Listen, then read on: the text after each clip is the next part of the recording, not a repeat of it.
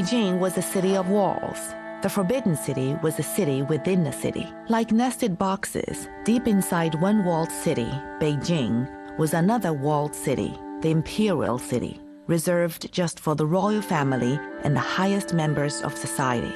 And inside the Imperial City was another walled city, the most secret, the most exclusive place in China, a place where mistaken entry could mean death, the Forbidden City. Hidden behind its high, impenetrable walls, life in the Forbidden City assumed mythic qualities. The only thing that most people outside the city could see were the gold-colored roofs of the highest buildings soaring above the walls. For them, the Forbidden City was the ultimate mystery destination. We can go where they could not. On the eve of the 600th anniversary of its construction, no door is closed to us as we reveal the secrets of the Forbidden City.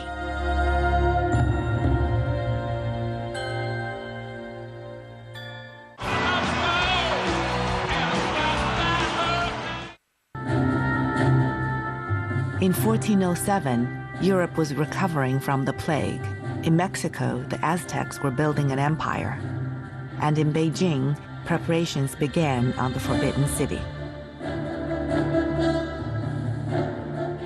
It would take almost 10 years just to gather the necessary building materials and to assemble the workers.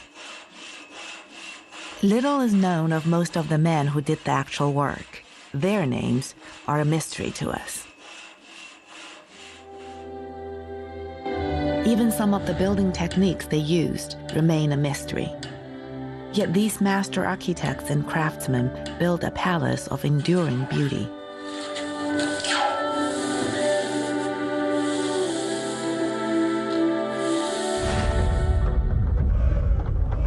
The Forbidden City is the largest wooden palace complex in the world.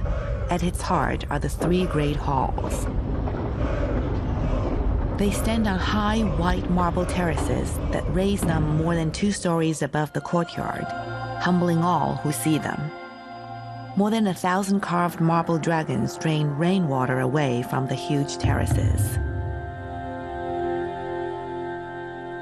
The palace complex is an architectural masterpiece. It is on the United Nations list of World Heritage Sites.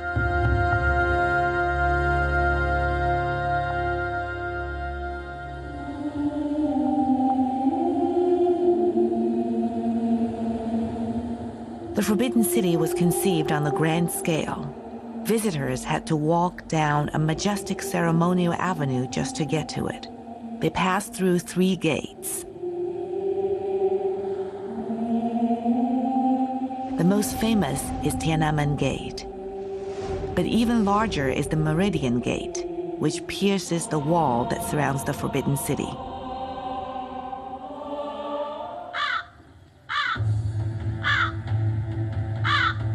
The Meridian Gate is the main entrance to the Forbidden City. As tall as a 12-story building, it is the tallest gate in Beijing.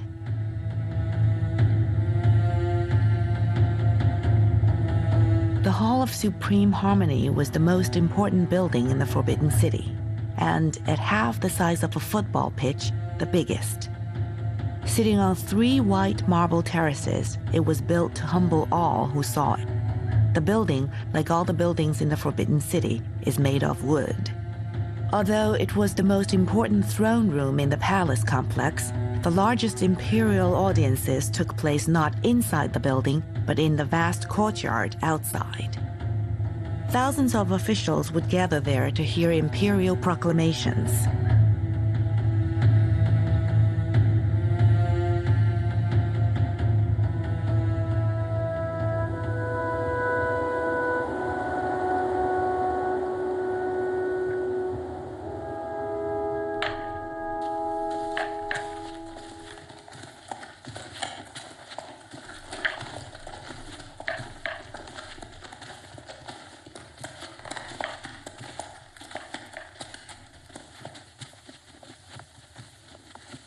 Audience days started in the dead of night.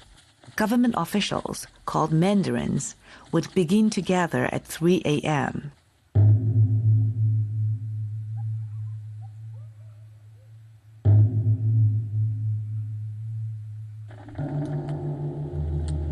At 4, the palace gates would open and they would file in.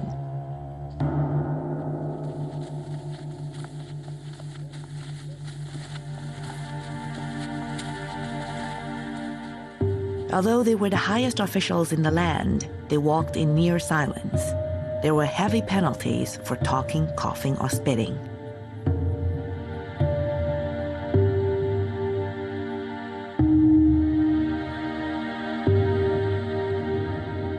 There were 9 ranks, or grades, of mandarins. Their rank was designated by the color of the button on their hat and by the square emblems on their clothes. A different kind of bird, from crane for the highest rank to a flycatcher for the lowest, was embroidered on their official robes. Conscientious emperors took audience days seriously, but not all the emperors were conscientious. A notoriously dissolute emperor once failed to show up at all. His mandarins waited all day before the assembly was cancelled. One of the hungry and thirsty ministers was crushed to death in the rush to leave.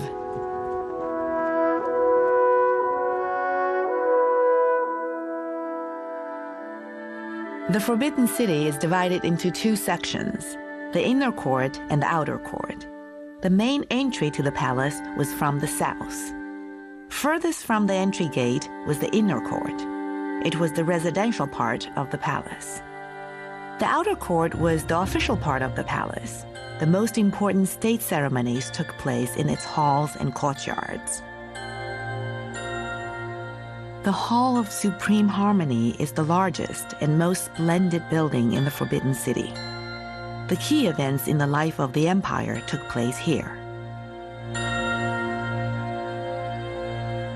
Behind the Hall of Supreme Harmony was the smaller, square-shaped Hall of Middle Harmony. And behind that was the Hall of Preserving Harmony. These 3 great halls were used only for the most important ceremonies and events. The enthronement of a new emperor, his wedding, celebration of the Lunar New Year, all took place here. The vast Hall of Supreme Harmony's own history is less than harmonious. Disasters struck the hall with alarming regularity.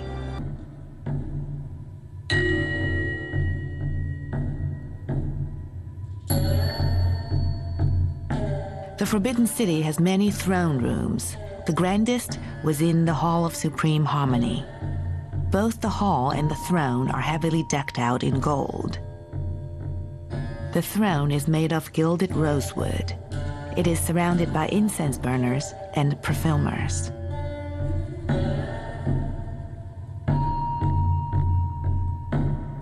There are thrones in other audience halls. They are all covered with dragons.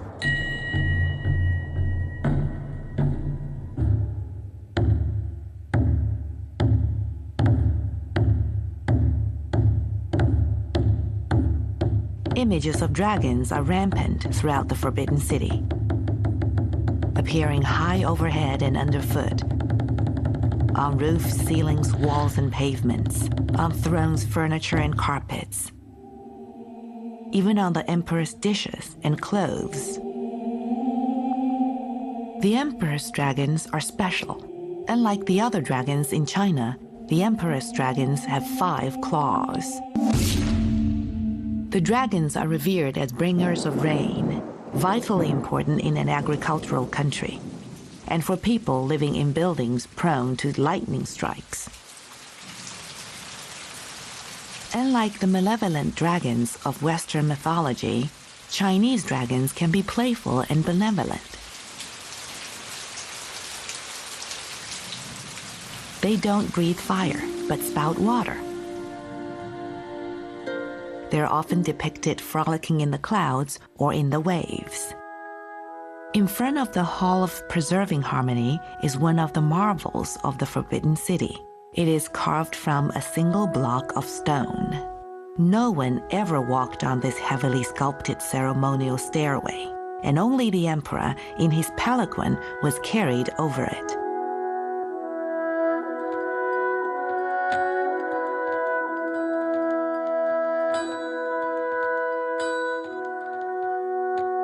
It took enormous skill to hew the huge stone slab out of the earth, but that was the easy part. Moving it to Beijing was the real challenge.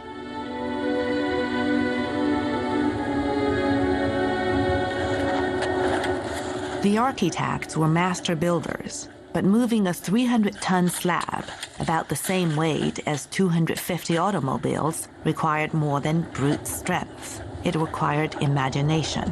And ice. Lots and lots of ice. 50 kilometers of ice. In 1420, there was no vehicle big enough or strong enough to carry the stone slab, and it was so heavy that rollers put under it would just sink into the ground. So the engineers came up with an ingenious solution.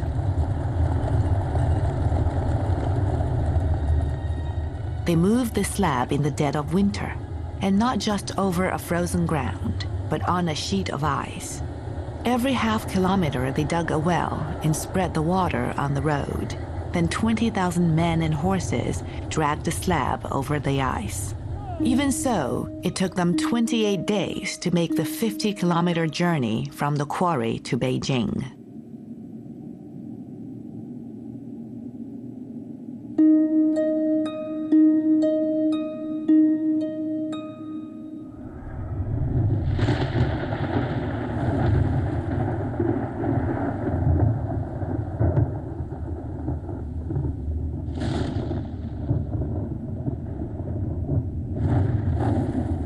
Was carried out of the palace through the emperor's own gate.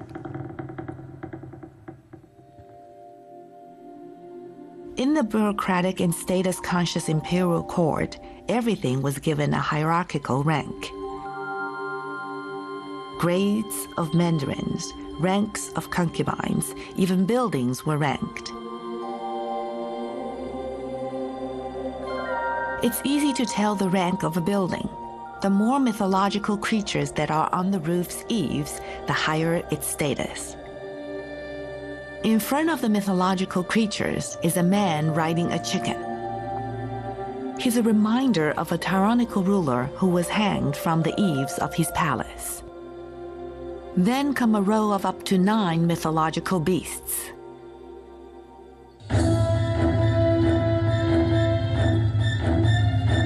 In the 18th century, the many ranks of mandarins sorely taxed the patience of one great emperor. As a hands-on emperor, he found the bureaucracy cumbersome. Straining under the weight of the bureaucracy, he dreamed of centralizing even more power in his own hands.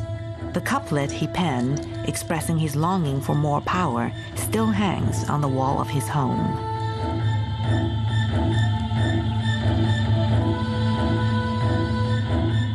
He may have even put his words into action. Some claim that he had practiced what he preached by using a secret passage that allowed him to bypass the bureaucrats.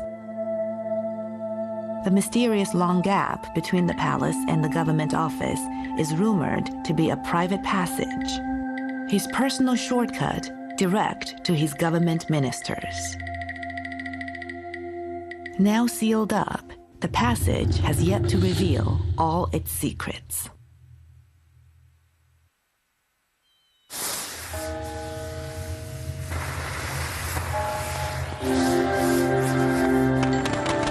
The Chinese New Year is the most joyous time of year.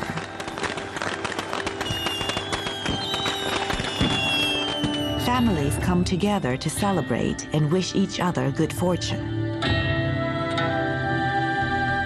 As this ancient painting shows, New Year's joy spread to the Forbidden City as well.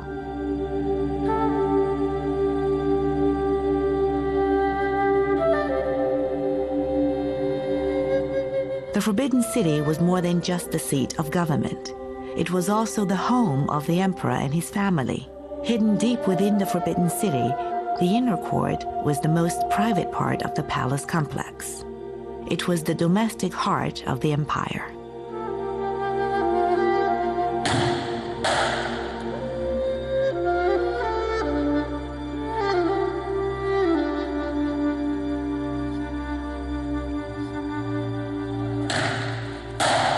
And even though he was the son of heaven, the emperor had a family life just like anyone else.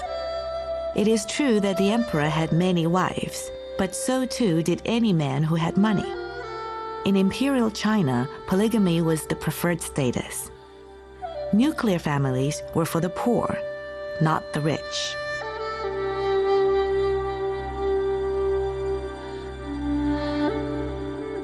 The inner court is located in the northern third of the Forbidden City.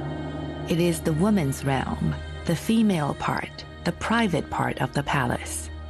Its densely packed courtyards are separated from the wide spaces and great halls of the public part, the male part, by a wall.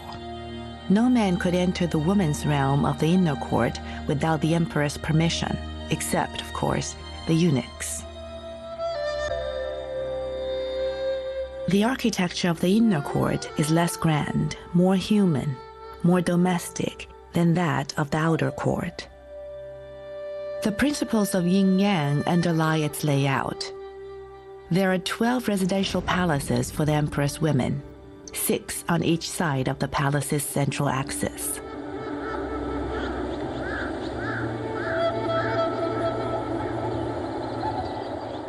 Between the 6 east and the 6 west palaces lie the most important buildings in the inner court. Called the 3 rear palaces, they mirror the 3 great halls of the outer court. The largest of the rear palaces is the emperor's residence. The second largest is the residence of the empress.